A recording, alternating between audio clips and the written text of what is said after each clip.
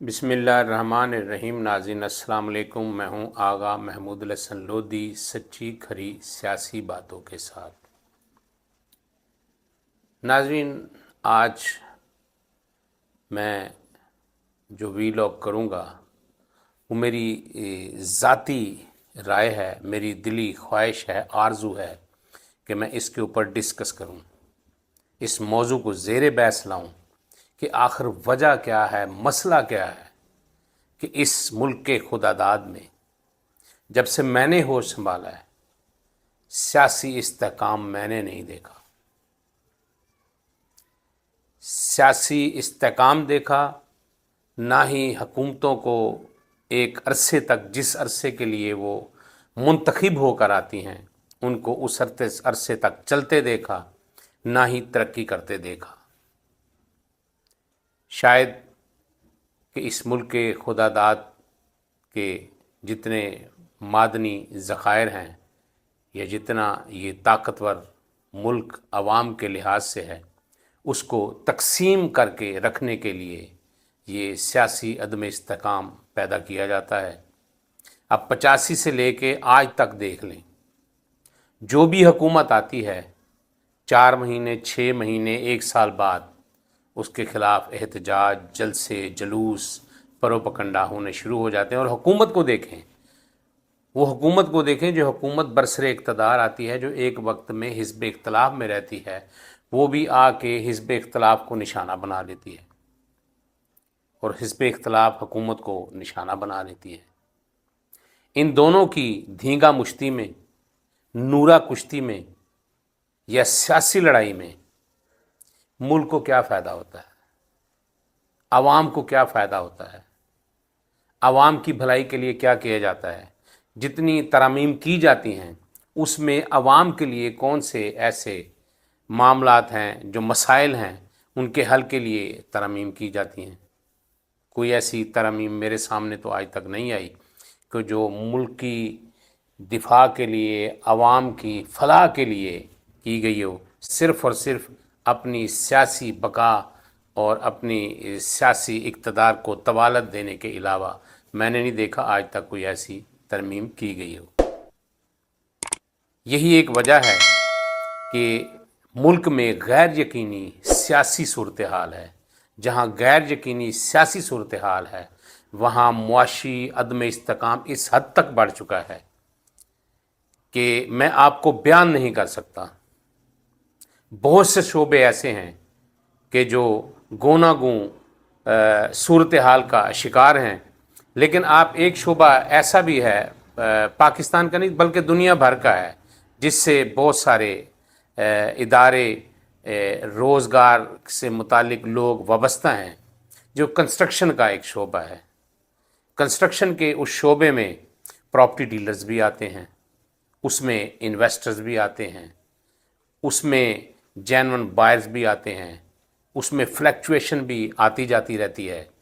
लेकिन ये कंस्ट्रक्शन का जो शोबा है ना, तो इसकी ये सूरत हाल है कि आप सीमेंट की बोरी 1850 से जाके आप 1550, 1650 पे है। रेत की जो ट्राली 2000 पे थी वो 7000 पे है। ईंट जो 12-14 हज़ार रुपये पे थी वो 18-19 हज़ार पे है। सरिया जो 130-35 पे था वो 265 पे है। पत्थर जो आपको मिलता था 60-70 रुपये में, वो 140-45 रुपये में है। इस शोबे से बहुत से शोबे रिलेटेड हैं। अगर आप घर बनाते हैं तो उस घर में, मैं बात तो सियासी सूरत हाल पे कर रहा था, लेकिन ये ऐसा शोबा है जो इससे बहुत रिलेटेड है। ये बहुत ज़्यादा मुतासर हुआ है, बहुत ज़्यादा हद तक मुतासर हुआ है। अगर आप कंस्ट्रक्शन को देखें तो उसमें सीमेंट, रेत, बजरी भी आती है, उसमें सरिया, ईंट भी आता है, उसमें शटरिंग भी आती है और शटरिंग से टेम्पर भी रिलेटेड है, उसमें इलेक्ट्रिक भी आता है, इलेक्ट्रिक से वायरिंग का काम आता है, इलेक्ट्रिशियन की दूसरी चीज़ें भी आती हैं, इसमें सेंट्री भी आती है, सेंट्री से रिलेटेड प्लम्बर भी आते हैं, प्लम्बर से रिलेटेड सेंट्री का सारा कारोबार भी मुतासर है। ठीक है, इसमें मिस्त्री भी आते हैं, मज़दूर भी आते हैं, इसमें बहुत सारे ऐसे लोग हैं, 100 से 150 लोग इस कारोबार से वाबस्ता हैं, जो इस वक्त ज़बूं हाली का शिकार है। اس قدر زبوں حالی کا شکار ہیں کہ اگر کسی کو ایک دن کام ملتا ہے تو دوسرے دن اس کے پاس کام نہیں ہے۔ اگر کوئی ایک دہاڑی لگا کر 1300 2000 لے کر جاتا ہے تو آپ میتھمیٹیکلی کیلکولیشن کریں، وہ دودھ لے، آٹا لے، چینی لے، گھی لے، اگر کسی کا بچہ پڑھ رہا ہے اس کے لیے کاپی لے، کتاب لے، میتھمیٹیکلی کیلکولیشن کر بتائیں، کچھ بھی نہیں ہو رہا۔ میری حاکم وقت سے، قاضی وقت سے، سالار وطن سے یہ عرض ہے، یہ درخواست ہے، یہ التجا ہے کہ خدا را یہ سیاسی عدم استحکام جو دن بدن بڑھ رہا ہے، اس سے معاشی عدم استحکام اس حد تک بڑھ چکا ہے کہ آپ کسی بھی شعبہ زندگی میں قدم رکھیں، آپ کسی بھی ہول سیل کی مارکیٹ میں چلے جائیں، ملتان کی ہو، لاہور کی ہو، کراچی کی ہو، کسی کی بھی ہو، وہ سارے بیٹھے ہیں ہاتھ پہ ہاتھ رکھ کے۔ اس کی ایک وجہ کیا ہے؟ سیاسی عدم استحکام ہے۔ کیا سیاسی جماعتیں ایک دوسرے کو حکومت کرنا یا حکومت دینا یا ان کو چلانا پسند نہیں کر رہی، یا کوئی اور وجہ ہے؟ اس ملک میں سیاسی مقدمات اس طرح بن جاتے ہیں، آپ مسجد میں بیٹھے ہوں گے آپ پہ پرچہ ہو جائے گا، آپ محفل نعت میں بیٹھے ہوں گے آپ پہ مقدمہ درج ہو جائے گا، آپ اپنے گھر چائے پی رہے ہوں گے آپ کے اوپر شراب نوشی کا پرچہ ہو جائے گا۔ یہ سارے کام ہیں سالار وقت کے، حاکم وقت کے، قاضی وقت کے، کہ وہ دیکھیں اس ملک کو، اس ملک کی معیشت کو، اس ملک کی سیاست کو سنبھالا دیں، ان کو سہارا دیں، حق اور سچ پر چلیں، اور حق اور سچ پر چلتے ہوئے اس عوام کو، اس ملک کے خدا داد کو آگے بڑھنے کا موقع دیں۔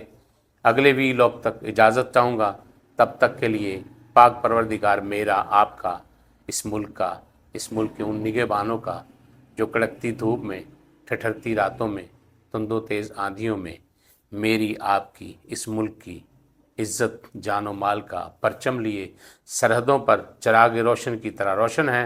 پاکستان زندہ باد۔